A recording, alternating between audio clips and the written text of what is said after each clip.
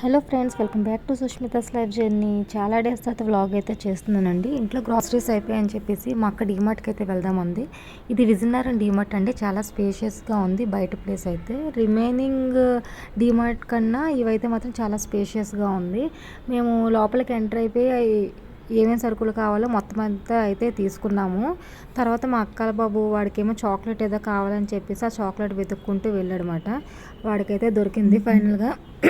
ఆ చాక్లెట్ కూడా తీసుకున్నాడు. తర్వాత వాడికి ఏదో బుక్స్ కావాలని చెప్పేసి ఆ బుక్స్ కూడా వెతుక్కున్నాడు. అక్కడ నుండి అయిపోయిన తర్వాత ఎలక్ట్రానిక్ ఐటమ్స్ అయితే చూసాము. హీటర్ అవన్నీ తీసుకుందామని చెప్పేసి ఇంకేం సెట్ అవ్వలేదు. సరే కదా అని వాడికి ఏదో ప్యాంట్ ఏదో తీసుకుంటానని చెప్పేసి మా అక్క వెళ్ళి జెంట్స్ క్లాత్స్లో చూసింది. అక్కడ కూడా వాడికి ఏం సెట్ అవ్వలేదు. మనకి ఇవి ఇంకేం సెట్ అవ్వవు అని చెప్పేసి ఇంకొచ్చేసామన్నమాట.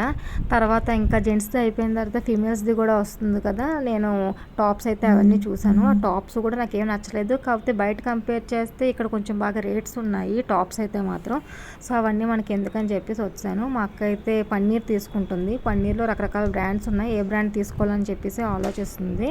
తనైతే పన్నీర్ ప్యాకెట్ ఒకటిను మిల్క్ ప్యాకెట్ ఒకటి తీసుకుంటుంది. ఇవి మాకు సంబంధం లేని చెప్పేసి నేను మా అక్కల బాబు అయితే పక్కకు వచ్చేసాము.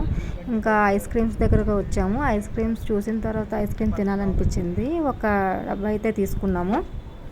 అక్కడ నుండి ఇంకా బిల్డింగ్ దగ్గరకు వచ్చేసాము. డీమార్ట్కి వచ్చిన తర్వాత మనకు నచ్చింది నచ్చలేనిది కూడా అవి చూసినంత టెంప్ట్ అయిపోయి మనం తీసుకుంటాం కదా. అలాగైతే బిల్లు ఎంత అయిందండి.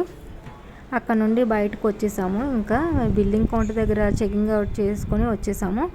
చేసుకున్న తర్వాత ఐస్ క్రీమ్స్ అయితే తీసుకున్నామండి. నాకు ఆ డీమార్ట్లో ఐస్ క్రీమ్స్ అయితే నచ్చితే మా అక్కల బాబు మాత్రం చీజ్ కార్న్ తీసుకున్నాడు.